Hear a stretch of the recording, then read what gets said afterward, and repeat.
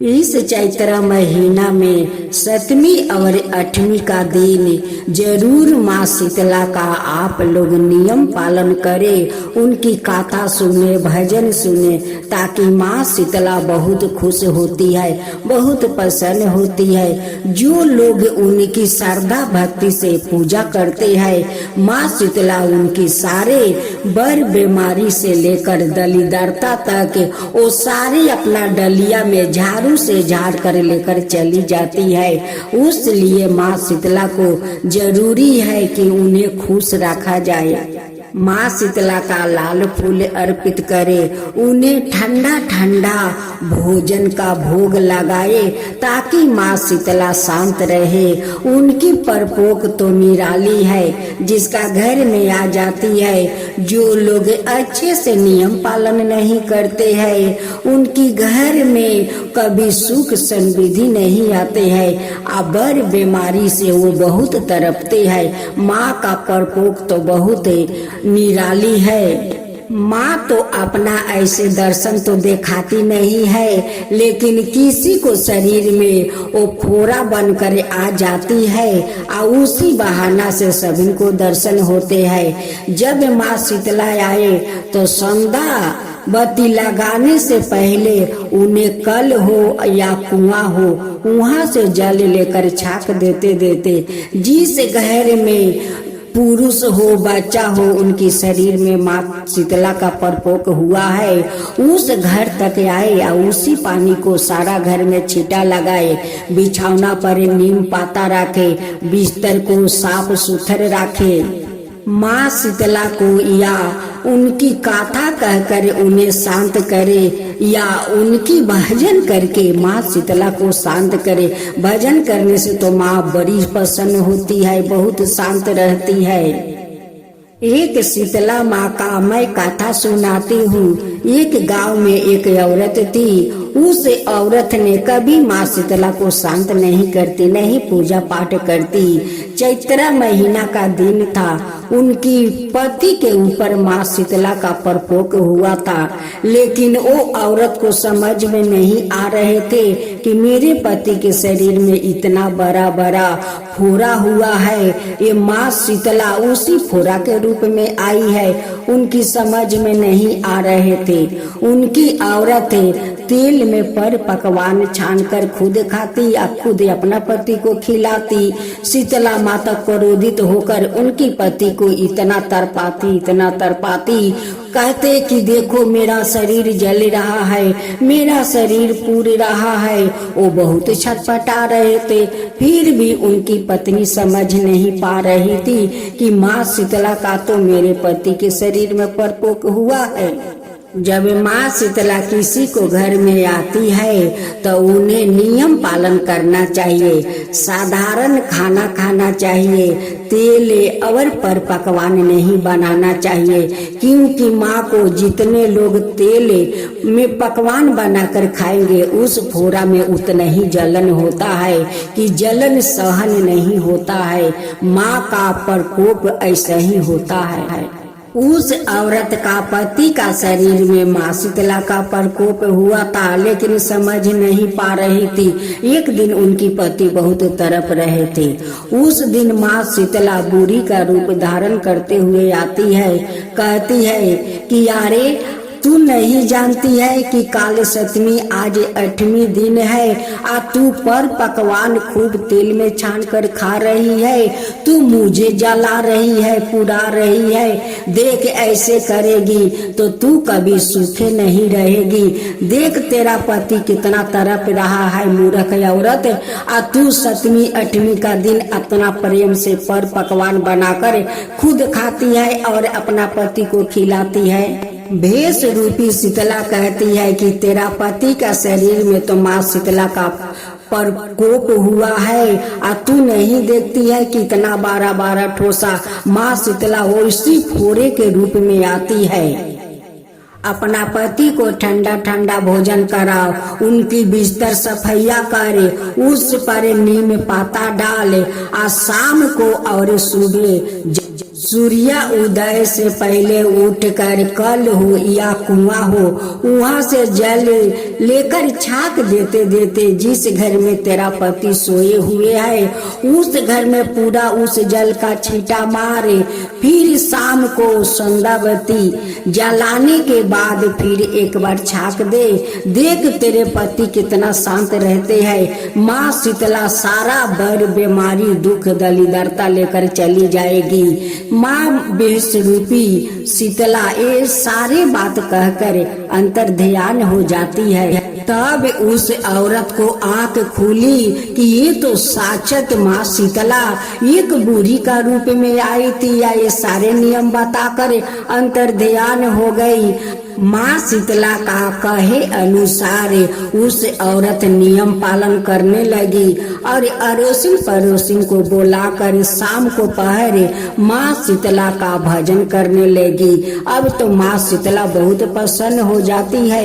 उनकी पति को बहुत तंदुरुस्त बना देती है। सारा बड़ बीमारी उनकी घर का दुख दलिदरता सब अपना डलिया में उस झाड़ू से झाड़ कर भर लेती है और लेकर चली जाती है। शीतल मैया चलली बजरिया बजरिया में सांझी भइले मैया। शीतल मैया चलली बजरिया बजरिया में सांझ भइले मैया। लाल चूड़िया देखाली पियर चूड़िया देखाली लाठी पर लाना जरिया बजरिया में सांझ भइले मैया। लाठी पर लाना जरिया बजरिया में सांझ भइले मैया। गरम पुआ देखाली गरम पुरिया देखाली गरम पुआ देखाली गरम पुरिया देखाली। बासी पर लाना जरिया बजरिया में सांझ भइले मैया। बासी चौरा पर लाना जरिया बजरिया में सांझ भइले मैया। बासी दलिया पर लाना जरिया बजरिया में सांझ भइले मैया। शीतल मैया चलली बजरिया बजरिया में सांझ भइले मैया। सतमी अठमी दिनवर भक्ता ठंडा तू खियाई है। ठंडा पानी पियाई है रे भक्ता ठंडा भोजन खियाई है। जई से जुड़वाई मेरे भक्ता शीतल मैया के कायावा वैसा ही जुराई रे भक्ता तोरो परिवारावा। वैसा ही जुराई रे भक्ता तोरो दियावा पतोहिया। जय से जुड़वाई मेरे भक्ता शीतल मैया के कायावा वैसा ही जुराई रे भक्ता तोरो परिवारावा। वैसा ही जुराई रे भक्ता कुल परिवारावा। नैन मिया के गचिया शीतल मैया झुलवा लगाई दहो। नैन मिया के गचिया शीतल मैया झुलवा लगाई दहो। झुलवा लगाई दा झुलवा लगाई दा। बही गले शीतल बेअरिया शीतल मैया झुलवा लगाई दहो। बही गले शीतल बेअरिया शीतल मैया झुलवा लगाई दहो। निमिया के छैया मैया बारा प्यारा। निमिया के छैया मैया बारा प्यारा। वही जगह आसन लगाई दा शीतल मैया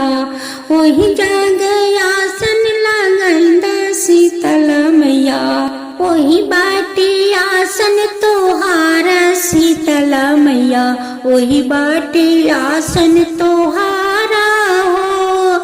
तोहारा निमिया के छैया बड़ा प्यारा, तोहारा निमिया के छैया बड़ा प्यारा।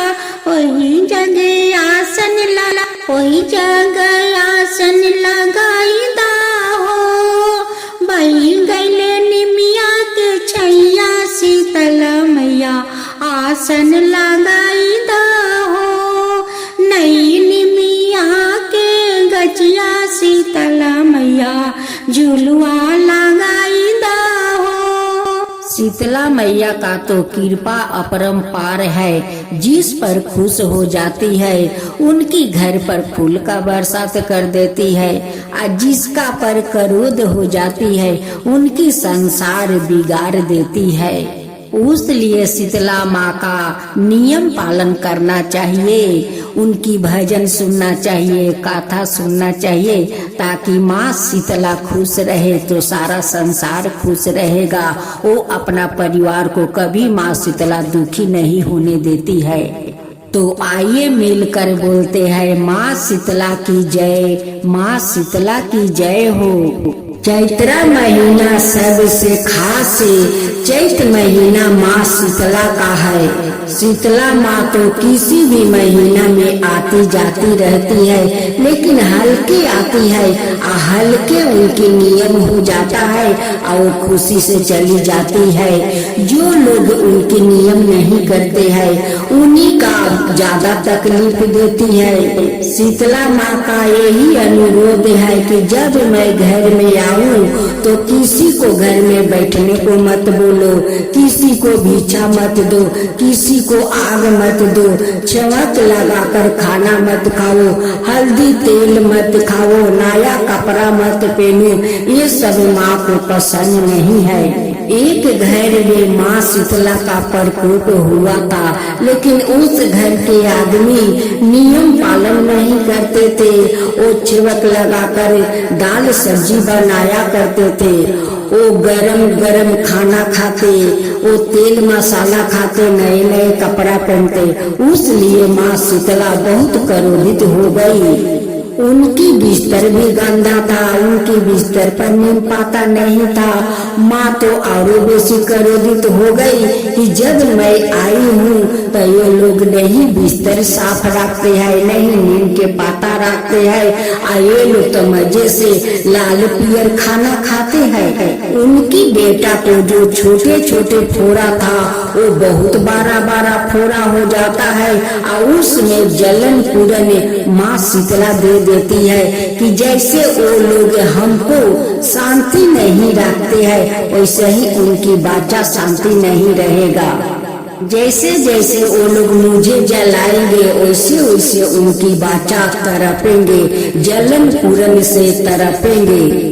माँ शीतला उस लड़का के सपने में आती है और कहती है कि देख तेरा परिवार तेल हल्दी छिवक लगाकर दाल सब्जी खाते हैं, जितना वो मुझे वो लोग जलाएंगे पुराएंगे उतना तू तरपेगा। अगर हमारा वो लोग पालन नहीं किया तो तू ऐसा ही तरपते रहेगा, तेरा शांति नहीं मिलेगा। अगर तेरा परिवार मुझे शांति रखेगा तभी तू शांत रहेगा। उस लड़का ने अपना परिवार को बोला, लेकिन परिवार उनकी बात को नहीं माना। एक दिन माँ शीतला बूढ़ी का रूप धारण करते हुए उनकी परिवार में आती है, कहती है कि अरे तेरा परिवार में माँ शीतला का प्रकोप हुआ है और तुम लोग चिमक लगाकर दाल सब्जी खाती हो, खाना रंग बिरंग को बनाकर खाती हो। देखो तुम्हारा बच्चा कितना तड़प रहा है, तुम माँ शीतला को शांत क्यों नहीं करती हो? तुम सांझे और सुबह उठ कर जल को छाक दो और उनकी बिछौना पर नीम के पाता डालो, नीम के पाता से पंखा डोलावो, उनकी बिस्तर साफ रखो, तभी तो माँ शीतला शांत रहेगी, तो तुम्हारा बच्चा भी शांत रहेगा। कह कर चली जाती है, लेकिन उस शीतला माँ को वो लोग बात मान लिया कि एक बूढ़ी माँ आकर ऐसी ऐसी बात की है, हम लोग शीतला माँ को मानेंगे और नियम पालन भी करेंगे। उनकी बेटा कहते हैं कि माँ कोई मुझे भजन सुनाओ या कथा सुनाओ ताकि मुझे नींद आ जाए। माँ तुम माता को भजन सुना दो या कथा सुना दो कि सुनते सुनते मेरा नींद आ जाए। उनकी माँ सिरहाने बैठ जाती है और हाथ में नीम का पत्ता लेकर पंखा डोलाती है और उन्हें भजन सुनाती है। निमिया की डाल मैया लगा वाली झूलू, हवा की झूली झूली मैया मोरी गावाली ताकि झूली झूली झूलता झूलत मैया के लागल पिया सिया की चाली बैली मोला होरिया दुआ राके चाली बैली एक को संगनी मैया तो सारा को संदाइली ती सारा होसा बेटैले मोला होरिया दुआ राती सारा कोसा कहाँ गईलू किया भैलू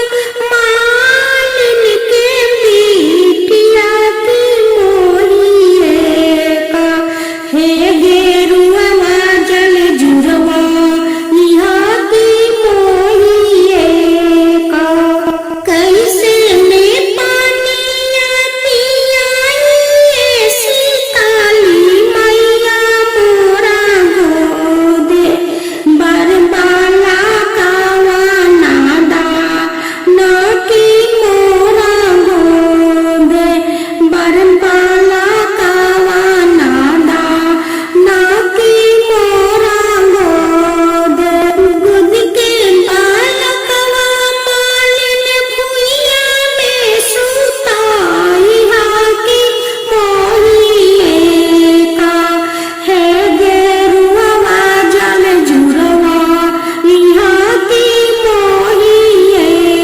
का गुद के बालकवा मालिन भुइया में सुताई हाकी मोहिए का है गेरुआ जल जुरवा यहाँ की मोहिए का तोहरा के देवा मालिन सोने के खाटोलवा की ओही पारा सुतैया माला का तोहारा की ओही पारा सुतैया माला का तोहारा की ओही पारा जैसे जुरवलू मालिन पानिया पिया के तू हमारा के जैसे जुरवलू मालिन पानिया पिया के तू हमारा के उस तोहर दियावा जूरा साथी ओई सही तोहर पतोहिया जूरा साथी ओई सही तोहर परिवारा जूरा साथी ओई सही। उनकी बेटा कहने लगे कि माँ तुम भजन गाती हो तो मेरा मन को बहुत शांति मिलता है, मेरा शरीर को जलन भी ठंड हो जाता है। माँ तुम ऐसा ही मुझे नीम के पाता डोलाते रहो, मुझे भजन सुनाते रहो। माँ मुझे बहुत शांति मिलता है। माँ बहुत शांति मिलता है। उनकी परिवार श्रद्धा पूर्वक माँ शीतला को नियम पालन करने लगी। अब तो माँ शीतला उन पर प्रसन्न हो गई। उनकी घर का सारा बर बीमारी और दुख दरिद्रता सब लेकर माँ शीतला चली गई। ये माँ शीतला जैसे उस परिवार में आप आकर सारे दुख दरिद्रता और बर बीमारी लेकर चली गई, सुख सुविधा दे दी। वैसा ही सबका ऊपर कृपा करना। हे माँ शीतला, सबका ऊपर कृपा करना। माँ शीतला की जय हो, माँ शीतला की जय हो।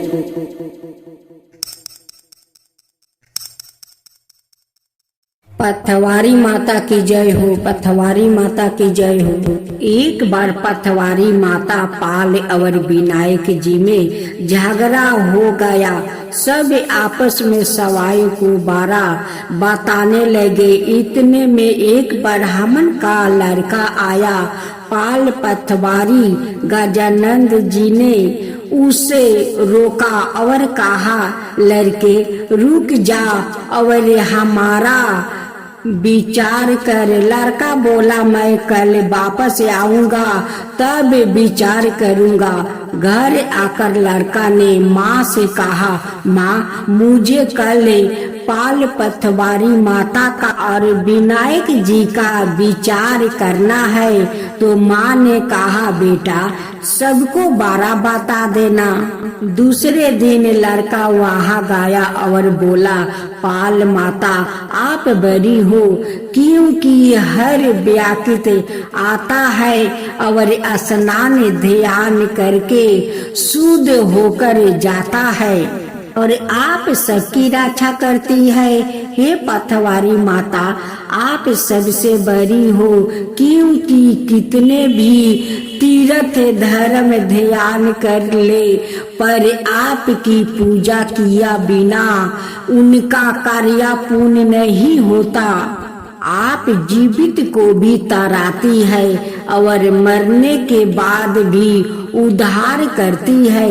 पथवारी माता पथ की धरानी, इसलिए आप बड़ी हो। अब विनायक जी से लड़का बोला, सबसे पहले शुभ काम में आपको ही माना जाता है। आपको ध्यान बिना कोई काम शुद्ध नहीं होता है, इसलिए आप बड़े हो। पाल माता पथवारी माता विनायक जी भगवान लड़के की चतुराई से प्रसन्न हो गए और बोले, लड़के तुमने तो हम सब को ही बारा कर दिया, उसके सुखी रहने का आशीर्वाद दिया और जैसे के दाने उसके अंगोछे में डाल दिया। लड़का सोचने लगा, यह तो घाटा का सौदा रहा। सारा दिन खबर करके अन्याय किया और इतने में जो मिले उदास मन से घर आकर अंगोछा एक कोने में डाल दिया। माँ ने अंगोछा उठाया तो उसमें से हीरे मोती बिखर गया। तो माँ बोली, बेटा अन्याय करके क्या लाया है? लड़का बोला, माँ कोने में जो पारा देख लो। माँ वहाँ गई, देखी हीरे मोती का ढेर लगा है, हीरे मोती जगमगा रहे हैं। माँ अत्यंत प्रसन्न हो गई। माँ बेटे को बुलाया और कहा, बेटा आज तो पाल माता पथवारी माता विनायक जी भगवान आज तो हम पर प्रसन्न हुए हैं। माँ बेटे बहुत प्रसन्न हुआ। हे भगवान, जैसे पाल माता पथवारी माता विनायक जी भगवान ने लड़के को दिया वैसा ही सबको देना। कहानी कहने सुनने हुंकार भरने वालों को भी सुख समृद्धि धन धनाए देना। माँ लक्ष्मी की जय हो, माँ लक्ष्मी की जय हो। माँ लक्ष्मी की व्रत पूजा विधि। सबसे पहले एक चौकी पर माँ लक्ष्मी और भगवान गणेश की मूर्ति की स्थापना करे। ध्यान रखे कि मूर्ति का मुख पूर्व या पश्चिम दिशा में रखे। इसके बाद थोड़ा सा चावल डालकर लक्ष्मी जी के पास कलश की स्थापना करे। कलश के ऊपर एक नारियल में कपड़ा बांध कर रखे।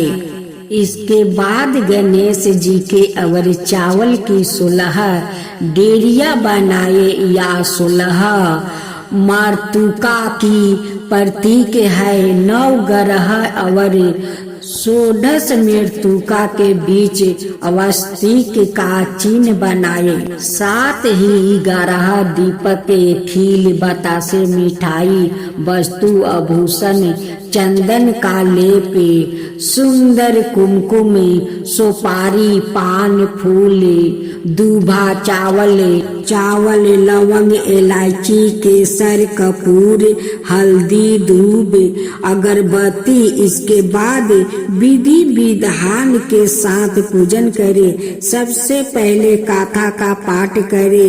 अंत में भगवान गणेश और माँ लक्ष्मी की आरती करे। एक गांव में एक ब्राह्मणी रहती थी। वो दिन प्रतिदिन भगवान विष्णु की आराधना करती थी। भगवान विष्णु उसकी भक्ति से बहुत प्रसन्न हुए और उन्हें अपनी प्रिया भक्त को दर्शन दिया। साथ ही ब्राह्मणी ने कहा कि तुमने जो वरदान मांगना है तुम मांग सकते हो। जब ब्राह्मणी ने इच्छा जाहिर करते हुए कहा कि वो चाहती है कि उसके घर में माँ लक्ष्मी का वास हो जाए।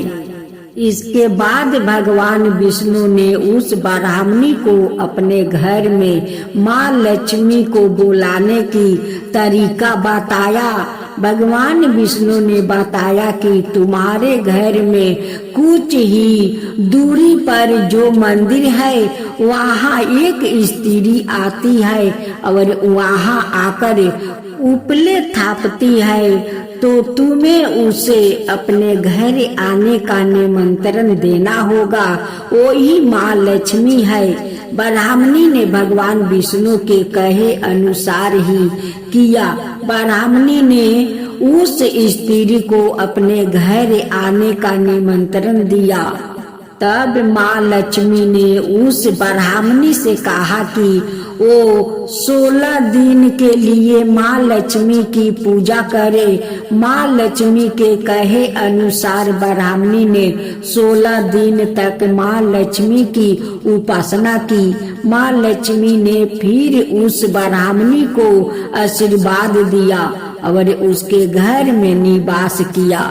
तभी से जो व्याकृत चैत्र महीने के माँ लक्ष्मी की इन 16 दिन तक उपासना करता है, माँ लक्ष्मी उसे प्रसन्न होकर उसे सुख समृद्धि का आशीर्वाद देती है।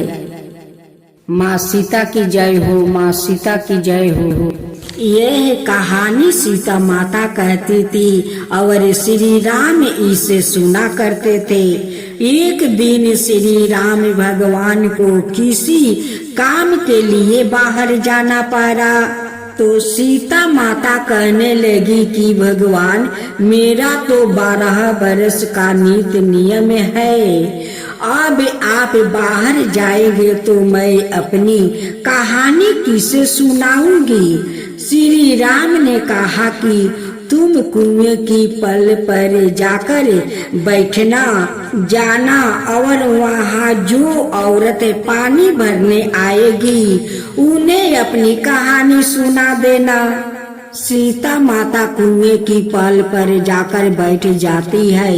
एक स्त्री आई, उसने रेशम की जरी की साड़ी पहन रखी थी और सोने का घारा ले रखा था। सीता माता उसे देख कहती है कि बहन मेरे 12 वर्ष का नित्य नियम सुन लो। पर वो स्त्री बोली कि मैं तुम्हारी नीति नियम सुनूंगी तो मुझे घर जाने में देर हो जाएगी और मेरी सासू मुझसे लड़ेगी।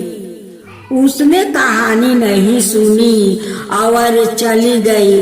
उसकी रेशम जरी की साड़ी फट गई, सोने का घड़ा मिट्टी के घड़े में बदल गया। सास ने देखा तो पूछा कि यह किसका दोष अपने सिर पर लेकर आ गई है। बहू ने कहा कि कुएं पर एक औरत बैठी थी। उसने कहानी सुनने के लिए कहा, लेकिन मैंने सुनी नहीं, जिसका कारण यह फल मिला है। बहू की बात सुनकर अगले दिन वही साड़ी और घारा लेकर सासू कुएं के पल पर गई। सास को वही माता सीता बैठी मिली तो माता सीता ने कहा कि बहन, मेरी कहानी सुन लीजिए। सास बोली कि एक बार छोड़ मैं तो 4 बार कहानी सुनूंगी। राम आए लक्ष्मण आए, देश के पुजेरी आए, नीत नियम का नियम लाए, आओ राम बैठो राम, तपी रसोई जियो राम, माखन मिश्री खाओ राम, दूध बतासा पियो राम, सुत के पल का पोढ़ो राम, साला दुसाला पोढ़ो राम, साला दुसाला ओढ़ो राम। जब बोलो जब राम ही राम, राम संवारे सबके काम, खाली घर भंडार भरेंगे, सबका बेड़ा पार करेंगे। श्री राम जय जय, श्री राम जय जय, श्री राम जय जय, श्री राम जय जय। सास बोली कि बहन, कहानी तो बहुत अच्छी लगी। कहानी सुनकर सास घर चली गई और उसकी साड़ी फिर से रेशम जरी की बन गई। मिट्टी का घारा फिर सोने के घड़े से बदल गया। बहू कहने लगी, सासू माँ, आपने ये सब कैसे किया? सास ने कहा कि बहू, तू दोष लगा के आ गई थी और मैं अब दोष उतार कर आ रही हूँ। बहू ने फिर पूछा कि यह कुएं वाली स्त्री कौन है? सासू बोली कि वो सीता माता थी। वो पुराने से नया कर देती है, खाली घर भंडार भर देती है। वो लक्ष्मी जी का वास घर में कर देती है। आदमी की जो भी इच्छा हो उसे पूरा कर देती है। बहू बोली कि ऐसी कहानी मुझे भी सुना दो। सासू बोली कि ठीक है, तुम भी सुनो। और सास ने कहानी शुरू की। राम आए लक्ष्मण आए, देश के पुजेरी आए, नीत नियम का नियम लाए, आओ राम बैठो राम, तपी रसोई जियो राम, माखन मिश्री खाओ राम, दूध बतासा पियो राम, सुत के पल का पोढ़ो राम, साला दुसाला पोढ़ो राम, साला दुसाला ओढ़ो राम। जब बोलो जब राम ही राम, राम संवारे सबके काम, खाली घर भंडार भरेंगे, सबका बेड़ा पार करेंगे। श्री राम जय जय राम। कहानी सुनकर बहू बोली कि कहानी तो बहुत अच्छी है। सास ने कहा, ठीक है, इस कहानी को रोज कहा करेंगे। अब सास बहू रोज सवेरे उठती, नहाती धुआती और पूजा करने के बाद नित्य नियम की सीता की कहानी कहती। एक दिन उनके यहाँ एक पड़ोसिन की औरत आई और बोली कि बहन, जरा सी आँच देना। तो वो बोली कि आँच तो अभी हमने जलाई ही नहीं। पड़ोसन ने कहा कि तुम सुबह 4 बजे से उठकर क्या कर रही हो? फिर उन्होंने कहा कि सुबह से उठकर हम पूजा करते हैं, फिर सीता माता की नित नियम की कहानी कहते हैं। पड़ोसन ने उनकी बात सुनकर फिर कहा कि सीता माता की कहानी कहने से तुम्हें क्या मिला? वो बोली कि उनकी कहानी कहने से घर में भंडार भर जाते हैं, सारे काम सिद्ध हो जाते हैं, मन की इच्छा भी पूरी होती है। पड़ोसन कहती है कि बहन ऐसी कहानी तो मुझे भी सुना दो। फिर वो बोली कि ठीक है, तुम भी यह कहानी सुन लो। राम आए लक्ष्मण आए, देश के पुजेरी आए, नीति नियम का नियम लाए, आओ राम बैठो राम। सारी कहानी सुनने के बाद पड़ोसन कहने लगी, बहन कहानी तो मुझे बहुत अच्छी लगी। अब वो पड़ोसिन भी नित नियम सीता माता की कहानी कहने लगी। कहानी कहने से सीता माता ने पड़ोसिन के भी भंडार भर दे दिया। अब तो पूरे मोहल्ले में नित नियम की गाथा चल पड़ी, हर किसी की मनोकामनाएं पूर्ण होने लगी। हे सीता माता, जैसे आपने उनके भंडार भरे, वैसे ही आप हमारे भी भंडार भरना। कहानी सुनने वाले के भी और कहानी कहने वाले के भी।